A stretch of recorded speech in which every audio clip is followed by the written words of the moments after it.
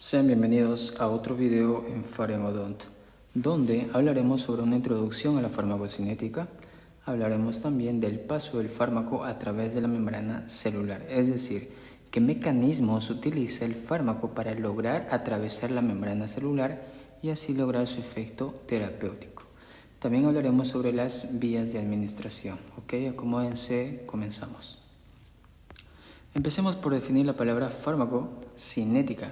Fármaco, en un video anterior habíamos mencionado que es una sustancia química que interactúa con el organismo ocasionando una respuesta, una reacción.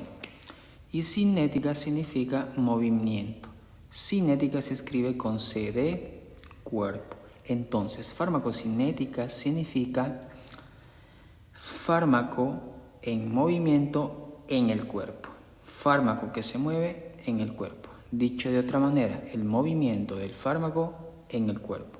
Dicho de otra manera, lo que el cuerpo le hace al fármaco. ¿Qué le hace el cuerpo al fármaco? Lo va a absorber, lo va a distribuir, lo va a metabolizar y lo va a eliminar. Es decir, le va a hacer ADME. Estas abreviaturas de estos 4 procesos se denominan ADME, que son procesos de la farmacocinética. Si no estás muy familiarizado con estas abreviaturas, con estos conceptos, te recomiendo recapitular a diario cada que ingieras un fármaco, como por ejemplo un té, un café, que también son fármacos, una gaseosa, y digas o te respondas a ti mismo que estás haciendo ADME, que estás absorbiendo, que estás distribuyendo, que lo estás metabolizando y que posteriormente lo vas a eliminar. Estás haciendo ADME a diario. ¿Qué es ADME? Son los procesos de la farmacocinética. ¿Ok? Ahora hablemos sobre el paso del fármaco a través de la membrana, modos de penetración y transporte. ¿Cómo es que el fármaco logra penetrar la membrana celular para llegar hacia su sitio de acción y lograr su efecto farmacológico? Como bien sabemos, el organismo restringe el paso de sustancias o moléculas extrañas al organismo hacia el interior. Por tanto, el fármaco deberá atravesar una serie de barreras para llegar hacia su sitio de acción y lograr su efecto farmacológico. La principal barrera que deberá atravesar deberá ser la membrana plasmática celular, que es todo esto. Como bien sabemos, se encarga de cubrir la célula, ¿no es cierto? La célula, membrana plasmática. Entonces, esta deberá ser la principal barrera que deberá atravesar. La pregunta es, ¿cómo atraviesa esta barrera? Gracias a sus características físico-químicas del fármaco, como por ejemplo tamaño y estructura molecular. Quiere decir que a menor tamaño de la molécula farmacológica, mayor facilidad tendrá para atravesar esta barrera, esta membrana celular. Grado de ionización. Quiere decir que en cuanto el fármaco está en mayor porcentaje en un estado no ionizado, mayor facilidad tendrá de ingresar a la membrana o penetrar la membrana celular. Solubilidad quiere decir que en cuanto un fármaco es más liposoluble, es decir, el fármaco se disuelve más en medios lípidos, como es la membrana bilipídica de la célula, podrá penetrar con mayor facilidad la membrana plasmática celular. ¿Ok? Entonces, la pregunta, ¿estas características serán importantes saberlas? La respuesta es sí. Es importante saber las características físico-químicas del fármaco porque nos va a permitir responder ciertas cuestionantes o dudas. Por ejemplo, del por qué una penicilina natural, una penicilina G, como la sódica, potásica, benzatínica, procaínica, no pueden ser ingeridos por vía oral.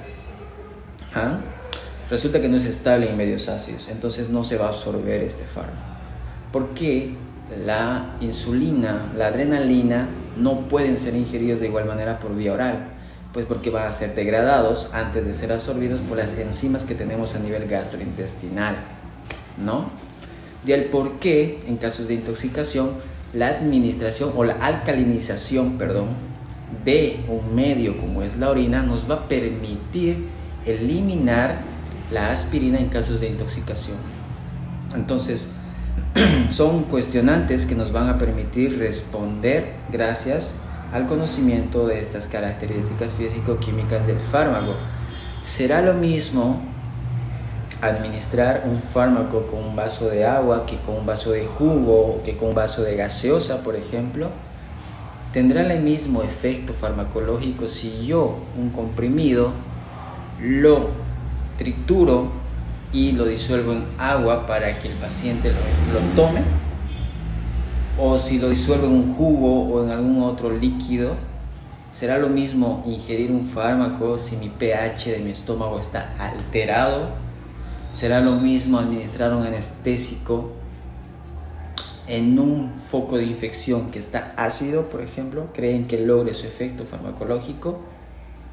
Todas esas cuestionantes las vamos a ir resolviendo a medida que vayamos presentando nuestros videos, pero quiero que tomen en cuenta que todas estas cuestionantes y muchas otras más se van a lograr responder gracias a estas características del fármaco.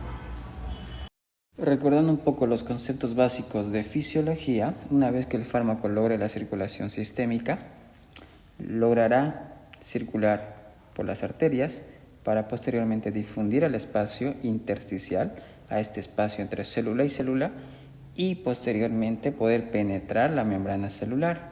De igual manera vuelve al espacio intersticial y difunde hacia lo que es las venas y nuevamente retorna al corazón para volver a ser expulsado mediante la circulación mayor. ¿Ok? Entonces, el fármaco y sustancias químicas penetran esta barrera, esta membrana, por medio de dos vías, por difusión y transporte activo.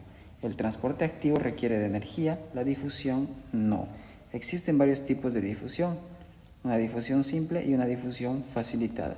La difusión simple hace referencia a aquellos fármacos o sustancias que logran atravesar la membrana celular fácilmente o directamente, ya que son fármacos liposolubles, quiere decir que se disuelven bien en grasas. Y como bien sabemos, la membrana celular está constituido por una bicapa fosfolipídica, es decir, tiene grasa. Entonces, fármaco que se disuelve bien en grasa, es decir, liposoluble, logra atravesar bien esta membrana. No así aquellos fármacos que son hidrosolubles, que se disuelven bien en agua. ¿Por qué? Porque la membrana está constituida por una bicapa fosfolipídica, ¿no? Por grasa. Entonces, el agua y el aceite no se mezclan. De esa manera es que fármacos hidrosolubles no logran atravesar fácilmente esto, a no ser que tengan moléculas pequeñas y logren atravesar por medio de canales de proteínas. Ese es otro tipo de difusión.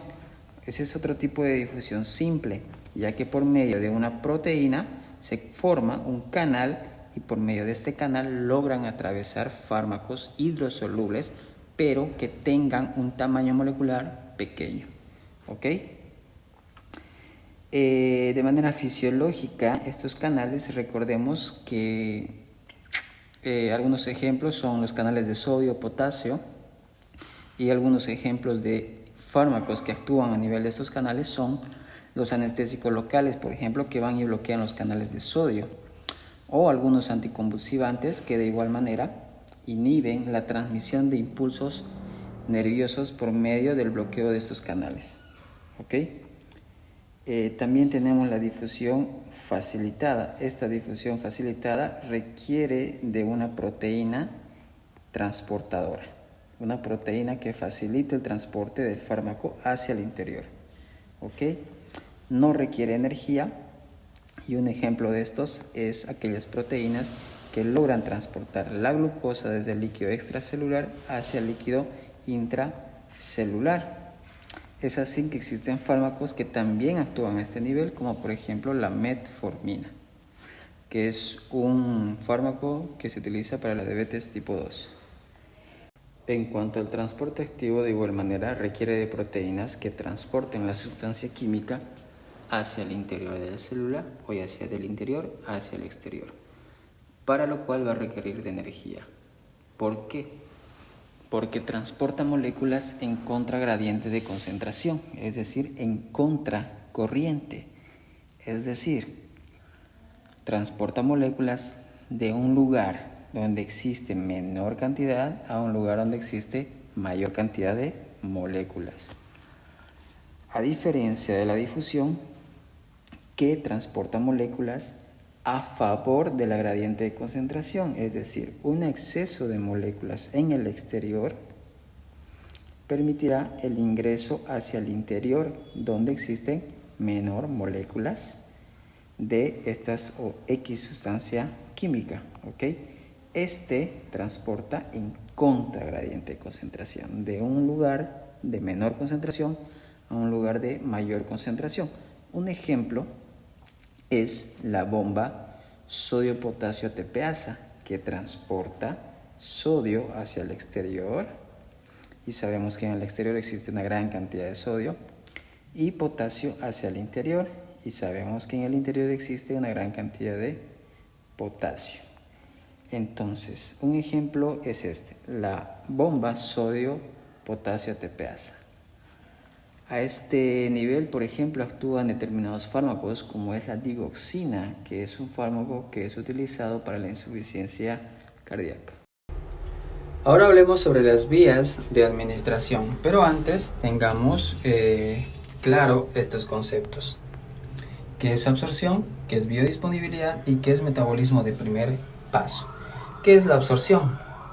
La absorción es el proceso de traslado del fármaco hacia la circulación sistémica, ¿ok? Sin embargo, si un fármaco es administrado por vía oral, para que sea absorbido y llegue a la circulación sistémica, requerirá ser disuelto y liberado para que logre llegar a la circulación sistémica. Entonces, no todos los fármacos van a ser absorbidos. ¿Por qué? Porque hay fármacos, por ejemplo, que son administrados vía parenteral, por ejemplo, vía intravenosa, donde no se da o donde la administración se da directamente hacia la circulación sistémica, ¿no? Directamente hacia la sangre. Entonces no requiere ser liberado ni disuelto, ni tampoco requiere de un proceso de traslado, ¿ok? Entonces, en estos casos, estos fármacos no son absorbidos. Ahora bien, ¿qué es biodisponibilidad? La biodisponibilidad es el porcentaje de fármaco que logra llegar a la circulación sistémica, ¿ok? Porcentaje de fármaco que alcanza la circulación. Por ejemplo, si doy 100 miligramos de X fármaco por vía oral, se absorben 70 miligramos sin cambios. Esto es solo un ejemplo, ¿ok? La biodisponibilidad, por tanto, será del 70%. Entonces, del 100%, en este caso, 70% lograron llegar a la circulación sistémica, ¿no? Menos de la totalidad de la dosis administrada puede alcanzar la circulación sistémica, ¿ok? Eso en aquellos fármacos que son administrados por vía oral, por ejemplo. Sin embargo, nuevamente, fármacos administrados por vía parenteral, por ejemplo, la vía intramuscular e intravenosa, la biodisponibilidad es del 100%. Es decir, que de los 100 miligramos que prescribimos o que administramos del fármaco, llega 100% a la circulación sistémica, ¿ok? Ahora bien, ¿qué factores pueden influir sobre la biodisponibilidad? ¿Qué factores influyen para que un menor porcentaje logre llegar a la circulación sistémica? Veamos que este factor, que es el más importante, es el metabolismo de primer paso.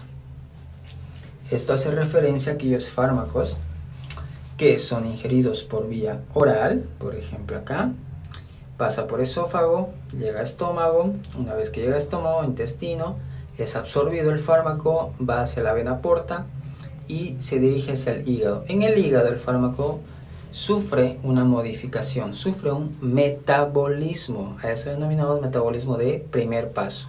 ¿Por qué de primer paso? Porque es aquí donde se modifica el fármaco y después de eso recién pasa hacia el corazón por medio de la vena cava inferior. Llega al corazón y una vez que llega al corazón recién es expulsado hacia todos los tejidos. ¿Ok? Entonces a ese denominamos metabolismo de primer paso. Eso es lo que hace que el fármaco no logre llegar en su totalidad a la circulación sistémica y sufra ciertas modificaciones en el trayecto, ¿ok? Pero también hay otros factores, por ejemplo, la solubilidad de un fármaco. Por ejemplo, si un fármaco no es liposoluble, difícilmente podrá ser absorbido, y si no es bien absorbido, no logrará llegar a la circulación sistémica, ¿no es cierto? ¿Qué otros factores influyen? Tamaño de sus moléculas. Si un fármaco tiene moléculas bastante grandes, no podrán ser absorbidos y no podrán llegar a la circulación sistémica, ¿no? Y por tanto su biodisponibilidad será escasa o baja. Inestabilidad química. Fármacos como por ejemplo la adrenalina o insulina, que son ingeridos en una suposición que sean ingeridos por vía oral, las enzimas gastrointestinales van a destruir este fármaco, no permitiendo que sean absorbidos, sino permitiendo que haya una biodisponibilidad. Por eso estos fármacos son administrados directamente vía parenteral, ¿ok? Y naturaleza de la formulación, tanto física como química del fármaco. Entonces son factores importantes que van a determinar que un fármaco logre o no llegar a la circulación sistémica. Algo muy importante es que el éxito terapéutico o el éxito de un fármaco no es que lleguen todos a la circulación sistémica. No es el objetivo que todos lleguen hacia la sangre. ¿Por qué? Porque hay fármacos también que son administrados vía tópica. También hay fármacos que son administrados vía oral que actúan en la luz gastrointestinal. Por ejemplo, la butilioxina o también denominado buscapina, que tiene afinidad por los receptores muscarínicos, células que están en el músculo liso gastrointestinal, ocasionando un efecto antiespasmódico. Por ejemplo, este fármaco no tiene una buena biodisponibilidad, su biodisponibilidad es escasa, es muy poca. Este fármaco no llega a la circulación sistémica. Sin embargo, actúa a nivel local, evitando espasmos musculares y un dolor abdominal, ¿ok?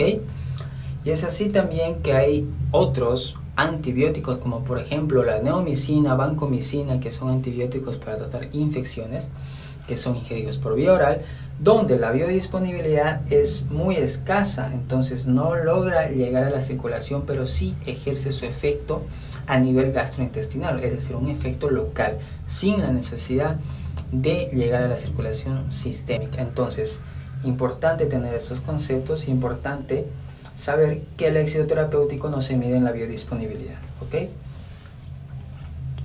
Ahora hablemos sobre las vías de administración.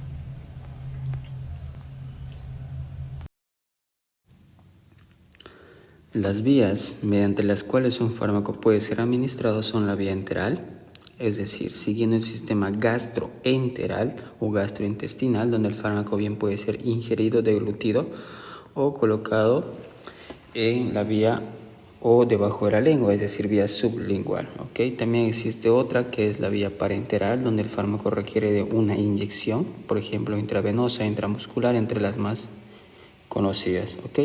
Entre otras vías de administración y las vías tópicas. ¿Qué factores van a determinar para que yo pueda elegir una de estas vías? Son dos factores muy importantes. Factor importante número 1 son las propiedades físico-químicas del fármaco, como por ejemplo solubilidad, ya sea en lípidos, en agua, ionización, tamaño de moléculas, ¿no es cierto? Estas características físico-químicas son las que determinan si un fármaco, por ejemplo, puedo ingerirlas por vía oral para que puedan ser absorbidos y pasen al torrente sanguíneo, o directamente pasen al torrente sanguíneo por medio de una vía parenteral, por ejemplo, la vía intravenosa, ¿no es cierto? Habíamos puesto ejemplos hace unos minutos, como por ejemplo la penicilina G natural, la benzatínica procaínica, la insulina, la adrenalina, vasopresina, ¿no es cierto? que fármacos que no pueden ser administrados por vía oral. Por lo tanto, requerirán de su administración sí o sí por vía parenteral. ¿Ok? En cuanto al factor número 2, son los objetivos terapéuticos. ¿Con qué objetivo yo voy a administrar o escoger una de estas vías? Por ejemplo, si un paciente llega en casos de emergencia, por ejemplo un shock anafiláctico, requerirá de una atención inmediata, ¿no es cierto? Entonces yo no puedo irme por esta vía oral, por ejemplo, considerando que la absorción por esta vía demora bastantes minutos, ¿no es cierto? Entonces tendré que escoger una vía parenteral donde la administración del fármaco logre su efecto farmacológico en cuestión de segundos, ¿no es cierto?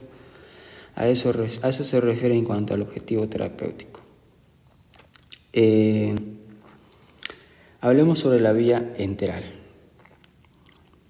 El fármaco puede ser ingerido por vía oral, es una vía frecuente, la más frecuente en realidad, y te ofrece las siguientes ventajas. Número 1, que es fácil administración. Número 2, es económica. Número 3, es seguro y además es reversible. ¿A qué se refiere con esto? Que ha habido casos donde un paciente ha tratado de quitarse la vida mediante la ingestión excesiva de fármacos por vía oral para llegar a intoxicarse, pero como por esta vía la absorción es un tanto retardada, si el paciente es tratado a tiempo mediante fármacos como por ejemplo el carbón activado, van a evitar la absorción de estos fármacos ingeridos en gran cantidad, evitando así una intoxicación, ¿ya? Entonces a eso se refiere con que es seguro y también es reversible, ¿ok? En cuanto a las desventajas, pues el pH. Bueno, considerando primero que el fármaco debe ser ingerido por vía oral, ¿no es cierto? El esófago, y cuando llega al estómago se encuentra con un pH bastante ácido, entonces tiene que atravesar distintas barreras. 1, el pH del estómago. 2, ir hacia el intestino delgado, donde va a ser absorbido en gran medida. Pasa hacia una vena porta. La vena porta posteriormente pasa al hígado, donde es metabolizado o modificado, como dijimos anteriormente, ¿no es cierto? Entonces, la vía oral sigue un trayecto un tanto largo para llegar a la circulación mayor, circulación sistémica, al torrente sanguíneo en general, ¿ok? Entonces, es un trayecto bastante largo. Entonces, como desventaja número 1, te ofrece el pH del estómago. Fármacos que no van a poder soportar o tolerar este pH, por tanto, son fármacos que no van a poder ser administrados por vía oral.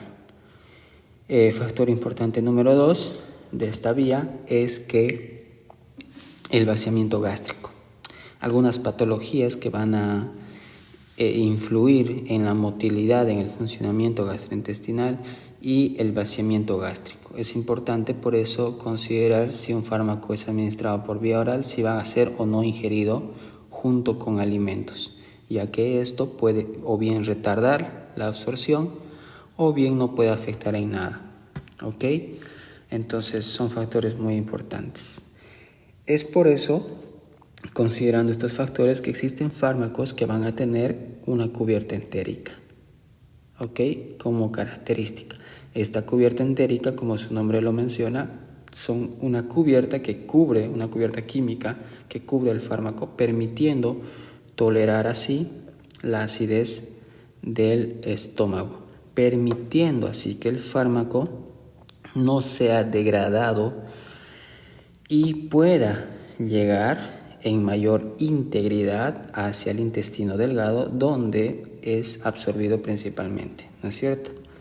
También hay fármacos que tienen ciertas características, como por ejemplo una liberación prolongada. Entonces, de igual manera, el fármaco será liberado de manera prolongada y para eso deberá tener cierta cubierta, cubiertas químicas, ya sea una o varias, que van a permitir que el fármaco a nivel del intestino delgado pueda ser liberado de manera paulatina y de esa manera el efecto sea un tanto paulatino también, ¿ok?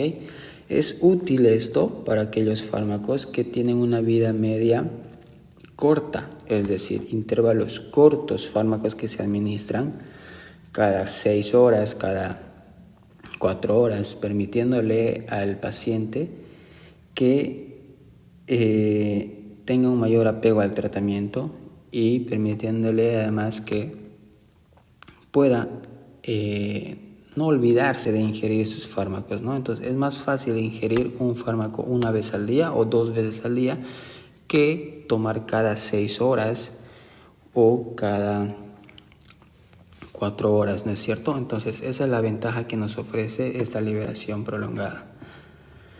En cuanto a la vía sublingual, como dice su nombre, sub, debajo de la lengua, son fármacos que son colocados debajo de la lengua y pese a que la superficie de absorción, como es debajo de la lengua, la vía sublingual, es pequeña, existe una buena absorción de estos fármacos.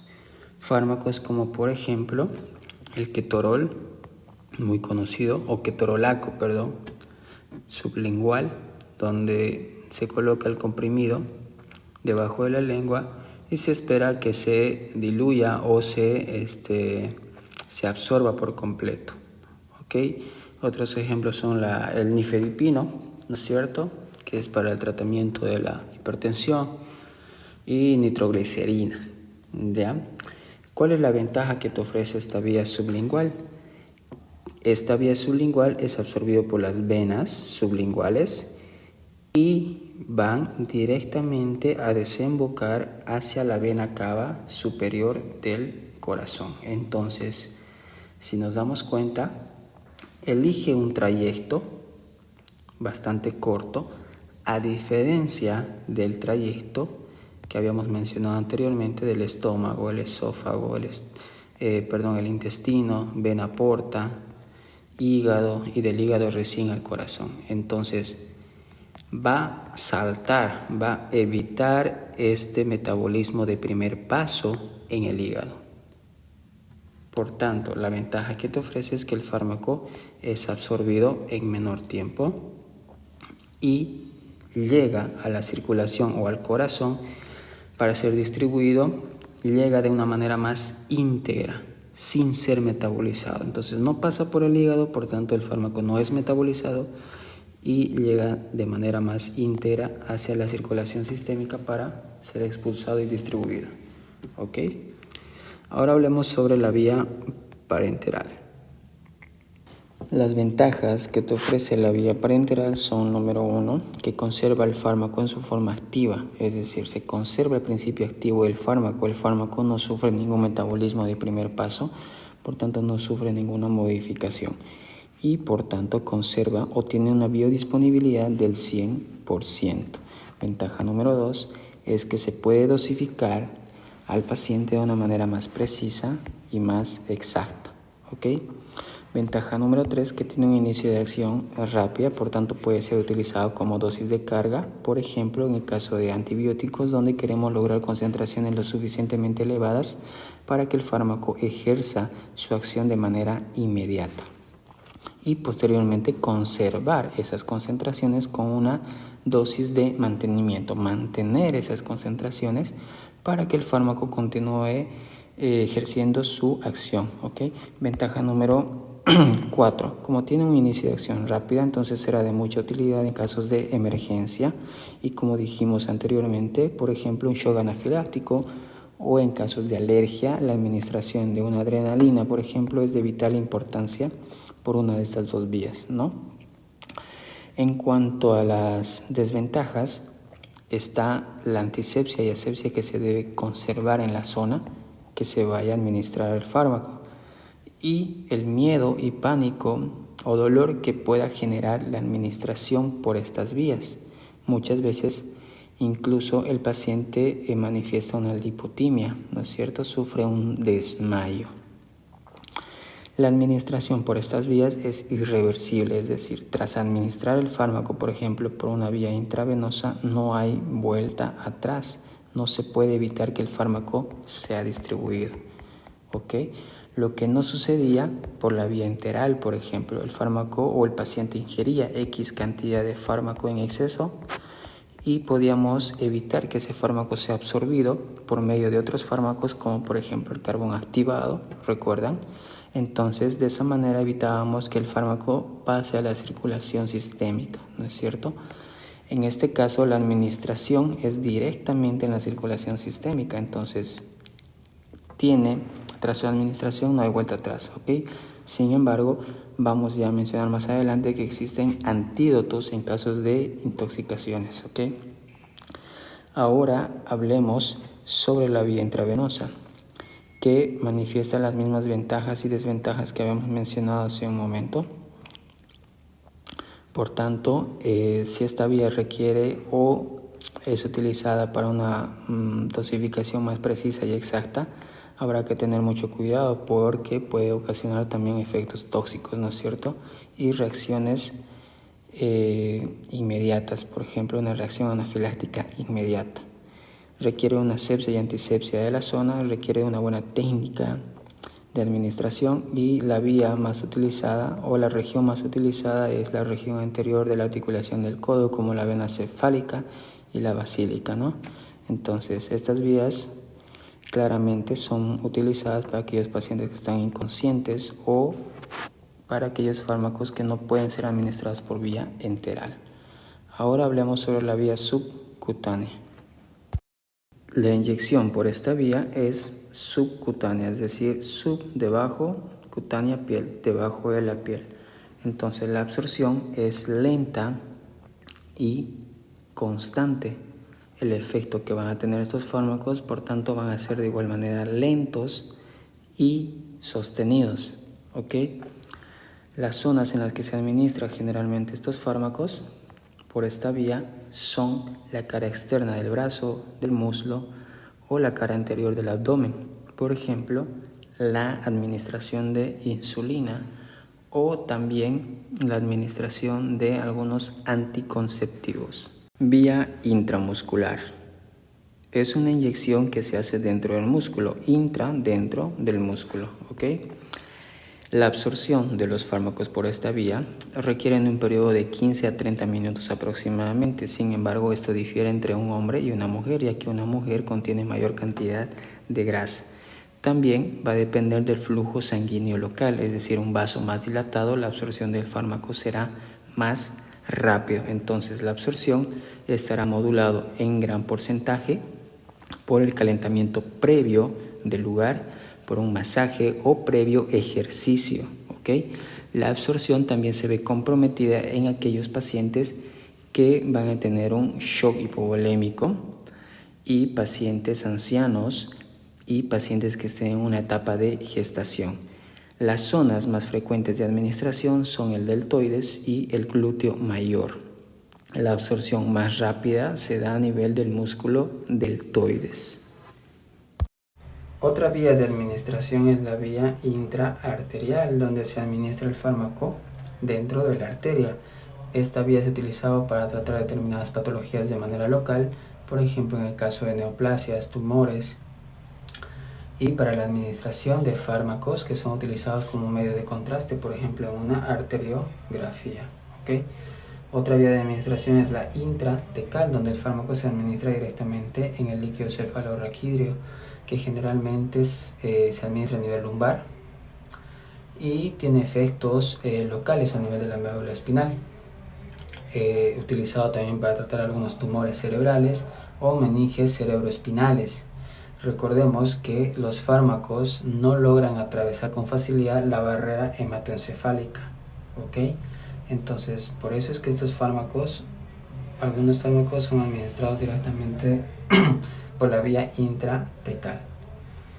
Otra vía es la vía intradérmica, como su nombre indica, dentro de la piel. Este fármaco es administrado de manera superficial en la piel. Su absorción es escasa o casi nula, ya que los vasos sanguíneos se encuentran en planos más profundos.